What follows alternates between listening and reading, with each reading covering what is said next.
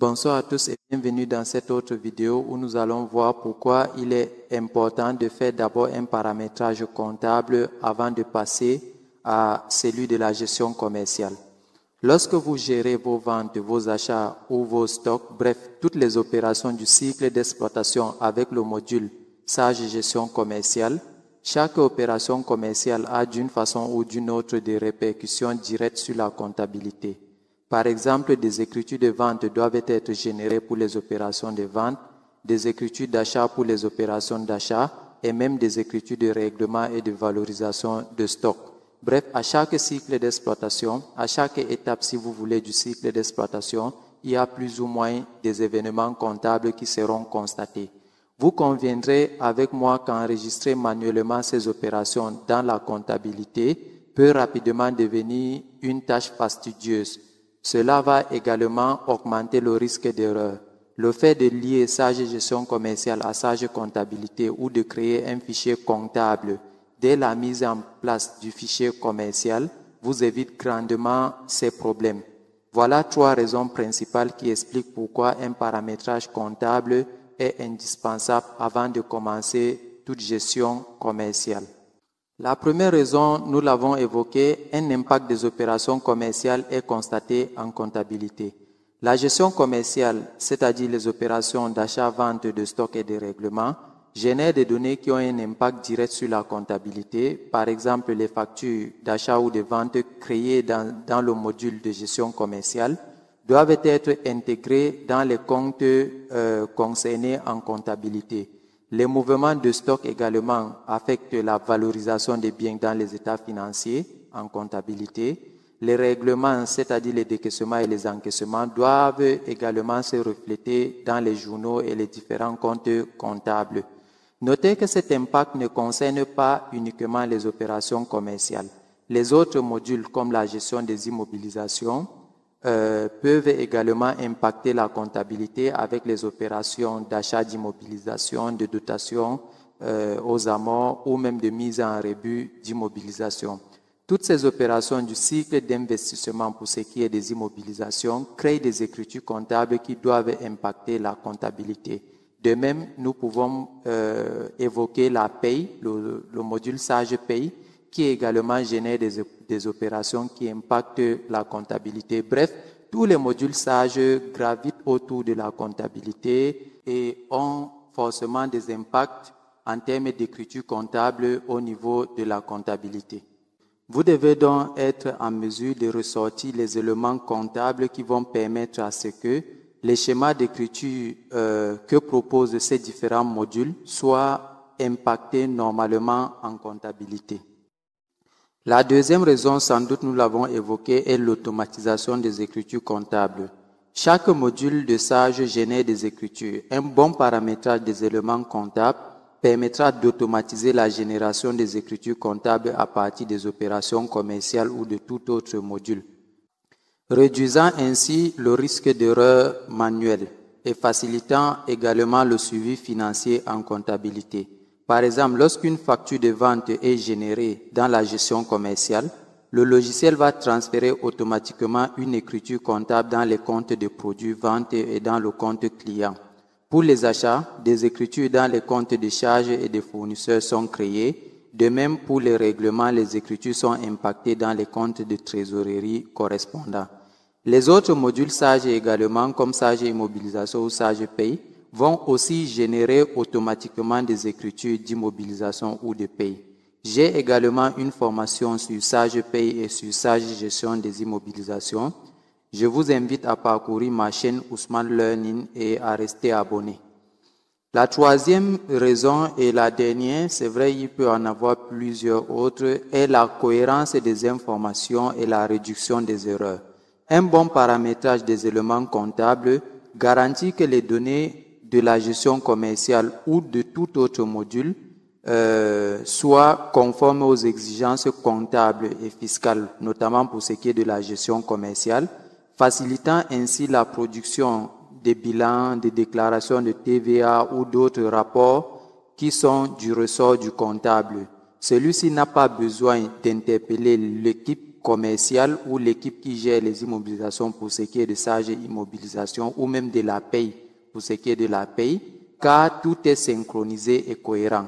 Le risque d'erreur est donc quasi inexistant car les données ne sont plus ressaisies en comptabilité, mais automatiquement transférées du module de gestion commerciale pour ce qui est de notre part, ou bien pour ce qui est de cette formation, au module comptabilité. Si vous n'avez pas un fichier comptable déjà paramétré, comme dans notre cas, il est donc important, avant de commencer à configurer votre fichier de gestion commerciale, de faire un certain nombre de paramétrages comptables. Sage Comptabilité, je ne cesse de le dire, est au cœur de l'écosystème Sage. Et vu que nous avons créé à la fois le fichier commercial et le fichier comptable qui ne contient aucune donnée pour l'instant, il apparaît donc important de commencer par le paramétrage comptable. L'essentiel des éléments comptables à configurer pour mettre en œuvre la gestion commerciale et garantir une cohérence des données commerciales et comptables sont: premièrement, le plan de compte de l'entreprise qui va reprendre l'essentiel des comptes commerciaux, les comptes d'achat, les comptes de vente, les comptes de stock, les comptes de tiers, les comptes de trésorerie. Il n'est cependant pas exclu de créer tous les comptes du plan de compte de votre pays ou de votre espace comptable. Afin de bien faire les choses, nous verrons dans la suite les écritures commerciales et les comptes qui sont utilisés lors des achats, ventes, stocks et règlements. Ne vous inquiétez pas. La deuxième des choses qu'il est important de créer ou configurer sont les journaux comptables. Ici, nous créerons les journaux qui vont recueillir automatiquement les écritures comptables venant du module Sage Gestion commerciale pour ce qui est de cette formation. Et nous définirons les journaux qui vont collecter les opérations d'achat ou les écritures d'achat et de vente faites dans la gestion commerciale, les opérations de règlement également qui ont été constatées dans la gestion commerciale. Vous verrez, c'est très simple. Dans la gestion commerciale, on va par exemple dire que les factures de vente seront enregistrées dans le journal de vente et celles relatives à l'achat seront enregistrées dans le journal des achats. De même, pour les règlements, on pourra dire que ces règlements seront enregistrés dans les journaux de trésorerie.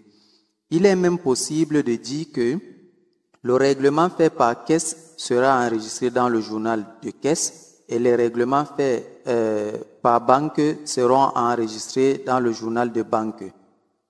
Ensuite, il est possible de paramétrer le mode de règlement. Ici, on va créer, conformément à ce qu'on a vu dans la théorie sur la gestion commerciale, tous les modes de règlement que l'entreprise accepte. Les espèces, les virements, les chèques, les paiements mobiles. Comme j'ai mentionné précédemment, il est tout à fait possible d'affecter un journal par mode de paiement afin de ne pas mélanger les opérations réglées en espèces de celles réglées par chèque ou par virement. Autre chose qu'on va configurer, ce sont les taux de taxes pour tenir compte de la fiscalité. Par exemple, on peut créer la TVA collectée ou déductible ou d'autres taxes et dire sur quel compte comptable ou quel produit cette TVA va s'appliquer. Notez qu'il y a des produits qui sont exonérés de certaines taxes. C'est pourquoi Sage nous permet de choisir le taux de taxe qui peut être appliqué sur un produit ou pas. On verra cela, ne vous inquiétez surtout pas. J'aime bien vous rassurer parce qu'on va vraiment voir tout cela.